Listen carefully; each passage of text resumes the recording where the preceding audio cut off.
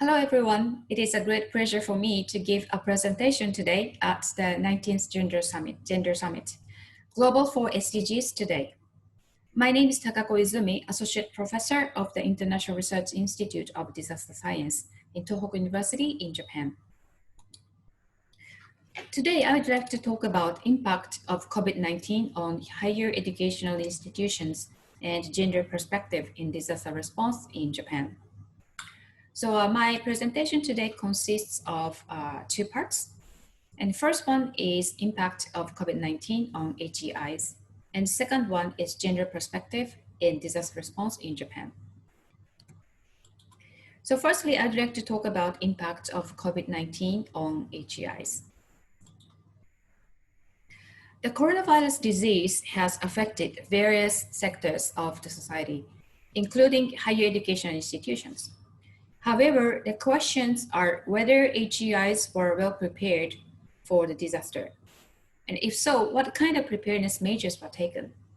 If not, how they need to improve the current preparedness capacity. To answer these questions, we conducted an online survey among HEIs, and I would like to introduce some findings from the survey in my today's presentation. In this survey, we tried to assess. First one is organizational preparedness and response. Second, key challenges at organizational level. And third, personal response and challenges.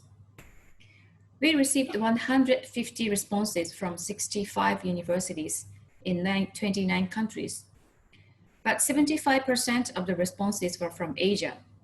Therefore, I could say that the findings are more for Asia, and there is a possibility that the findings could be different if we focus on other regions.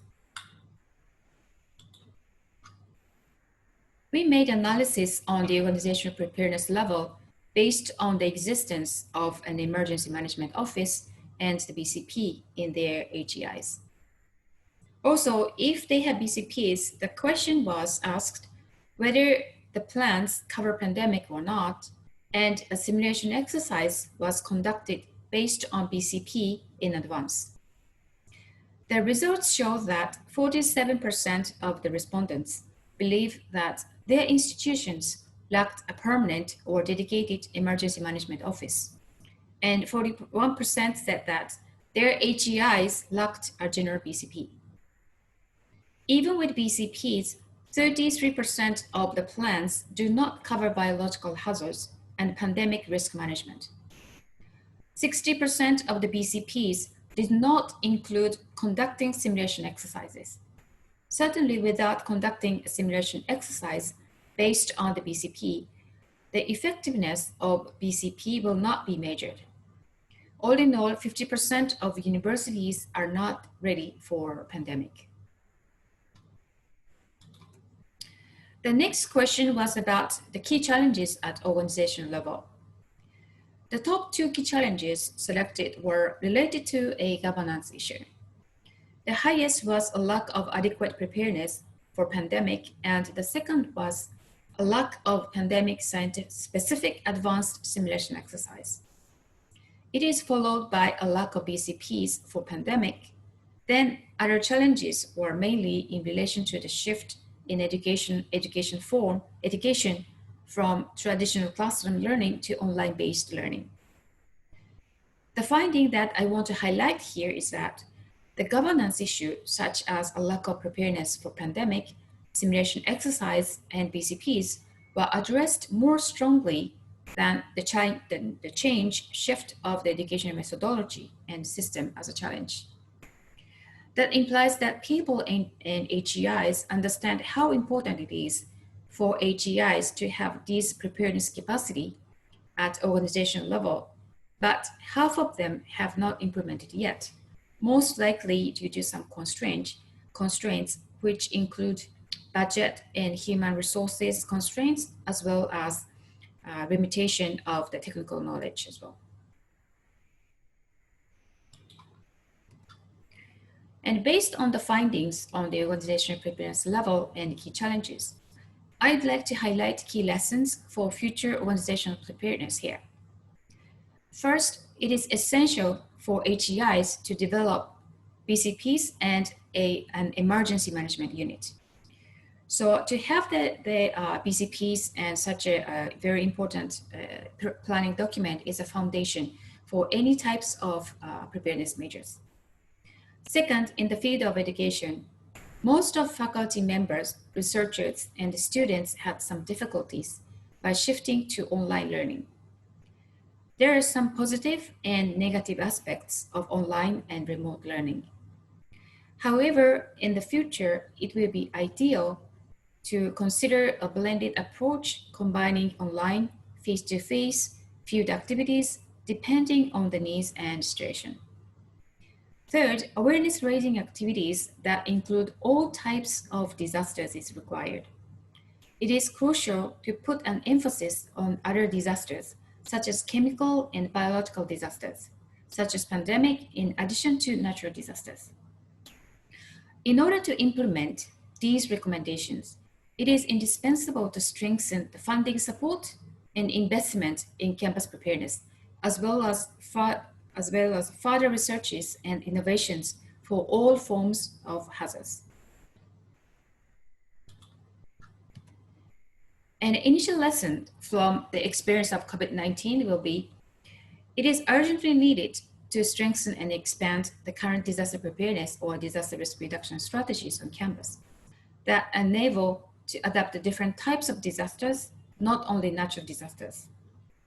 But the question is how to do it. We have been working very hard even only for natural disasters for many years. And now we are expected to work harder to tackle additional disasters. It is important for us to work with different sectors and experts to learn about other types of disasters. And further collaboration across and beyond country and region, and the collaboration at global level will be needed. For HEIs, those who have not yet prepared for BCPs and emergency plans, I highly recommend you could refer to the ones developed and used in HEIs in the US. Most of HEIs in the US have been taking all hazards approach for disaster preparedness and crisis management. In all hazards approach, there should be certain areas that could be in common to deal with different types of disasters, such as in risk assessment, emergency response mechanism, information sharing, and risk communication. So it's still, we need to work hard and need more research, which area we can collaborate in particular. But ultimately, it is very important to work different sectors and experts and beyond the country and region. And now I'd like to talk about the second part on gender perspective in disaster response in Japan. Japan has been affected by a number of disasters and had tremendous experiences in disaster response and recovery. However, there are always some issues and challenges addressed afterwards. One of them is a gender-related issue. At the same time, we see a lot of progress. However, it is still a long way to go. Japan has developed several policies and regulations about disaster management with the gender perspective, such as encouraging to involve women into a planning process, include the needs of women in the response stage, nurture women's leaders on disaster risk reduction, and so on. However, the implementation and enforcement is not easy, simply because the gender perspective is based on their perception on socially constructed roles and behaviors. And I'd like to give some examples using the cases of two disasters in Japan. After Great East Japan earthquake and tsunami happened in 2011, a number of evacuation centers were set up. Most of them had some challenges in their management to incorporate the requests and needs in the process by women. For instance, the relief goods did not reflect the women's needs, and there was heavy dependency on women to take care of children, elderly, and family members. Because there is a conception in Japan, that kind of law goes to women, not men. And on the other hand, there was a positive change. In 5 days after the occurrence of this disaster, the Cabinet Office issued and distributed a recommendation on disaster response based on the needs of women and children. This is a tremendous step in Japan because the government already acknowledged the importance to include women and provide some assistance based on their needs. So it was a very, very good initiative for women and all of us. And in case of the West Japan flood in 2018, most of the evacuation centers set up faced two challenges: not to be able to accommodate and fulfill the needs of elderlies and persons with disabilities. One of the reasons was a lack of the human resources of the local governments who are responsible for managing the centers. In such circumstance, the role of NPOs are very, very important. They established additional evacuation centers to take care of people who require special needs and care. Another progress is that the division of gender equal society within the local governments got involved in the management of evacuation centers from the beginning to support the women's needs. Another positive thing is people used IT tools such as Line to communicate each other very often and to look for families and friends. So some new technologies were already used in response and recovery stages. So the summary of my points today are: first one is manual and guidelines are not. To have the manual and guidelines are not enough, only to have it. Then it has to be understood fully at local level, including local governments and local communities, and to be actually implemented at the preparedness stage.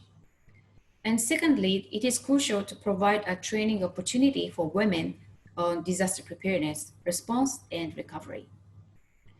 And third is the role of NPO is essential to complement the role of local government, which has a heavy task and role in the response and recovery.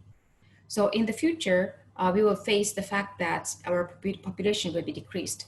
So that it is very important to divide the role between the local government and NPOs, in particular in response and recovery stage.